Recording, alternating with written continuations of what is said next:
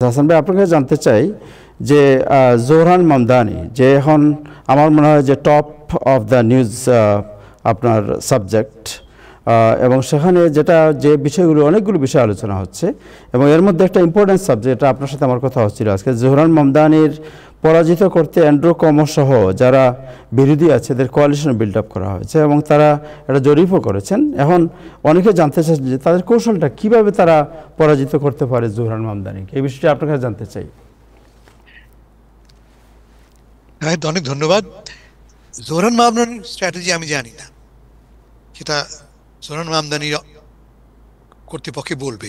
আমি আমার কথাটা বলি, তা হচ্ছে যে তার সামনে যে চ্যালেঞ্জটা, জোহরান মামদানির প্রাইমারিতে জয়ের পরে আমরা খুব উত্তেজিত হয়েছি, আমরা খুব উৎসাহী হয়েছি সারা দেশ জুড়ে, শুধুমাত্র আমেরিকায় নয়, সারা বিশ্ব জুড়ে এটা একটা খবর হয়েছে, একটা চমৎকার একটা খবর, একটা যে কিভাবে একটা তরুণ 33 বছর বয়স্ক একজন সোশ্যালিস্ট ডেমোক্র্যাট এস্টাবলিশমেন্ট ডেমোক্র্যাটদেরকে চ্যালেঞ্জ ছুড়ে দিয়ে জিতে আসলো। অভাবিত কুওমো, যেখানে তার $30 মিলিয়ন আর সেখানে $8 million, money is big factor, সবাই আমরা জানি কি করে করলেন, সবাই নিয়ে কথাবার্তা বলছে। কিন্তু এখন যেই মুহূর্তে ঠিক হয়ে গেল যে মামদানি ডেমোক্রেটিক পার্টির ক্যান্ডিডেট হবেন, আমরা দেখতে পাচ্ছি একটা চেষ্টা হচ্ছে যাতে করে মামদানির বিরুদ্ধে একজন মাত্র দাঁড়ায়। তার কারণটা খুব স্পষ্ট, যদি ভাগাভাগি হয়ে যায়, মামদানি, কুওমো, সিলওয়া, আমাদের অ্যাডামস মনে করা যাক, এবং আরও একজন রিপাবলিকান আনডিসাইডেড দাঁড়াতে পারেন শোনা যাচ্ছে, ফলে 4 ভাগে বা 5 ভাগে বিভক্ত হয়ে গেলে মামদানির পক্ষে জেতা খুব ডিফিকাল্ট, সহজ হয়। মামদানির পক্ষে যেটা অনেক সহজে যদি ভোটটা বিভক্ত হয়ে পড়ে। যেমন আমি দেখতে পাচ্ছি এটা কম্পোজিট একটা পোলিং, দেখা যাচ্ছে যে যদি এই 4 ভাগে বা 5 ভাগে নির্বাচন হয়, তাহলে মামদানি পাচ্ছেন 35% ভোট, সবচেয়ে বেশি ভোট তিনি পাচ্ছেন, এবং 35% ভোট পেয়ে তিনি জিততে পারেন। কুওমো পাচ্ছেন 25%, অ্যাডামস 11%, সিলওয়া 14% এবং আনডিসাইডেড থাকছেন 13%।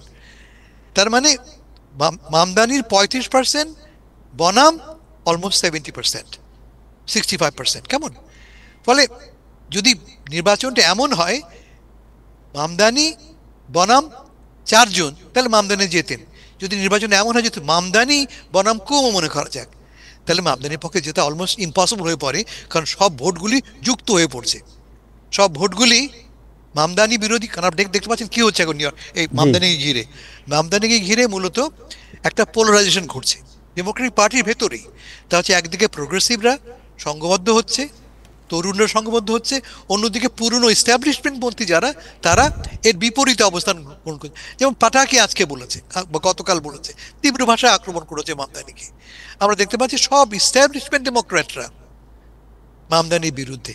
এবং হোয়াট ইজ এস্টাবলিশমেন্ট ডেমোক্র্যাট?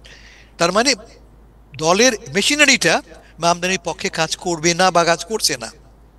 1, 2 নম্বর মানি। মামদানি দেখতে পাচ্ছি আমরা পয়সা তুলেছে সে ইতিমধ্যে, সে আমার হিসাব অনুসারে মামদানি ইতিমধ্যে অলমোস্ট $1 মিলিয়ন তুলেছে এবং ম্যাচিং ফান্ডও সে $1 মিলিয়ন পেয়েছে, যা কিনা কুওমো হচ্ছে অনেক বেশি। Very good, good science. কিন্তু আমি যেটা বললাম, ভোটের হিসেবে মামদানির পক্ষে যেটা খুবই ডিফিকাল্ট হবে যদি প্রতিপক্ষ, মাথা রাখতে হবে যে রিপাবলিকানরাও কিন্তু হাত মেলাবে কুওমোর সাথে। ট্রাম্প সাহেব, মাথায় ভুলে যাবেন না, ট্রাম্প সাহেব ওয়াশিংটন থেকে নির্দেশ দিয়েছেন যে কুওমোকে দাঁড়াতে হবে। তার মানে রিপাবলিকানরা এই শহরের যারা সিগনিফিকেন্ট নাম্বার, কিন্তু একদম উড়িয়ে দেবেন না এই শহরের, যারা কুওমোকে সাপোর্ট করবে। বলে it will be very very difficult মামদানির জন্য জেতা। পথটা কি? আমি আগে বলেছি, পথটা একটাই হচ্ছে, মামদানির কোয়ালিশনটাকে এক্সপ্যান্ড করতে হবে। আমরা দেখেছি যে একটা টেন্ডেন্সি হয়েছে, আমাদের মধ্যে আছে, মামদানিকে একটা বক্সে ঢুকিয়ে দেওয়া। মামদানি মুসলমান, Mamdani south Asian, Mamdani radical. এই বক্সে ঢুকানোর ফলে এই বক্সের বাইরে যারা আছেন তারা কিন্তু মামদানির নাম শুনতেই ভয় পেতে পারেন যে লোকটা তো ভীষণ র্যাডিক্যাল।